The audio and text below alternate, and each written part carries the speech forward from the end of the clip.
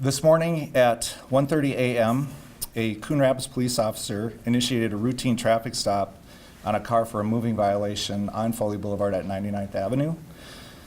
An adult male stepped out of the car and a brief physical confrontation ensued. The male took off from the traffic stop and immediately pulled a handgun and exchanged gunfire with Coon Rapids officers. The male got away apparently uninjured at that time. A perimeter was set with many officers from multiple jurisdictions assisting. Approximately 30 minutes later, with the assistance of a police canine, the suspect was found nearby, hiding in a backyard where gunshots again were exchanged.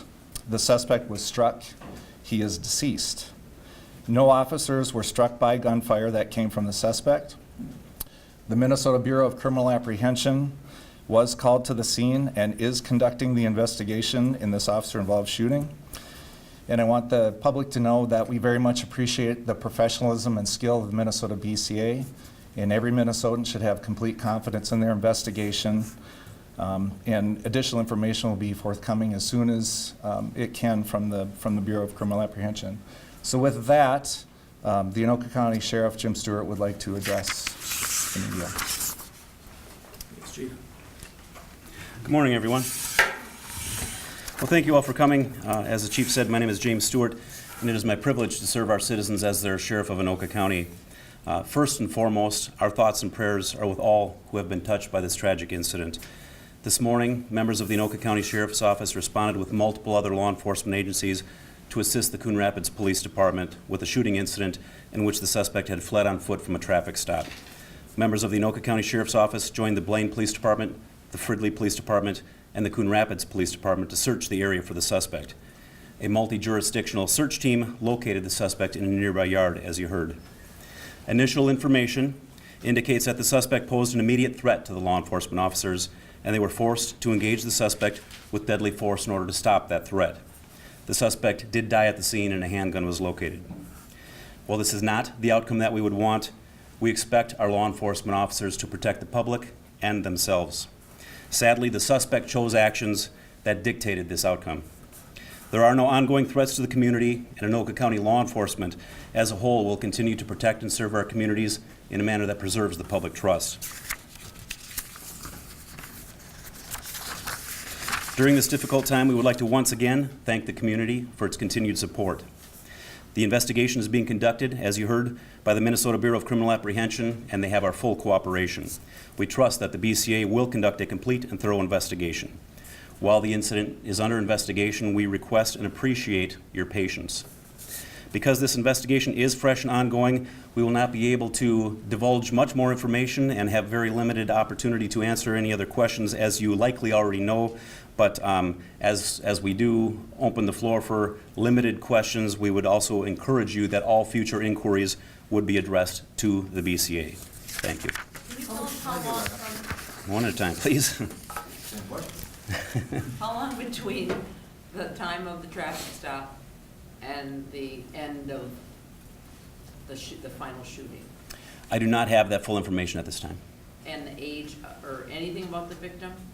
I do not have that information at this time. Do you have the time of the incident? Yeah, rough, from the time from the traffic stop. Can you come up just so that you're sure. on mic? I'm sorry, Sheriff. No worries. Yeah, from the time of the traffic stop until the incident ended was about 40 minutes. 40. 40 minutes, yeah. The officer spent approximately half hour searching backyards for him. When the man was pulled over, was he asked to get out of the car, or he got out of the car on his own? I don't have that information yet. We're going off of preliminary information, and those investigative details will be provided by the BCA later, so I don't have that information. Point of clarification, sorry. Yes. You said that he pulled out his handgun. Was he also the first to fire his handgun, or were police? I don't have that information yet either. That's that's an important detail that needs to be part of the investigation. I don't have that information. What efforts were taken to locate him? Well, like I said, a perimeter was set and officers, multi-jurisdictional officers conducted a search, and ultimately it was a police canine that directed them to the person. Basically the dog found the suspect. Do you know how many officers were on the scene at that time? I don't know, Many. many. Do you know how many officers fired or what departments, what jurisdictions they represented? Well, there, Coon Rapids officer, at least one Coon Rapids officer fired. And then. A deputy from I'm- the sheriff's office. And a deputy from the sheriff's office. Was he alone in the car? He was not. Or was with? There was a passenger in the car. That person is a witness. Has that person been detained or is that person? I don't know, that's an investigative detail, I don't know yet, but I know that person is important to be spoken with as far as. Are you looking for them still? No, that person remained at the scene. So you Yes. know who- And as indicated, and I know everybody has a lot of questions they would love to have answered. We just encourage you to please be patient. We trust that the BCA is going to be conducting all the necessary interviews. They have a lot of officers, a lot of deputies, and a lot of information to gather.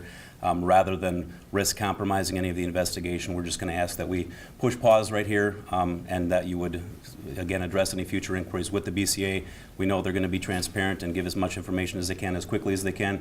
And in the meantime, we also don't want to compromise that thorough investigation by giving out too much information prematurely, or certainly we don't want to provide you with any inaccurate information. So thank you very much for coming.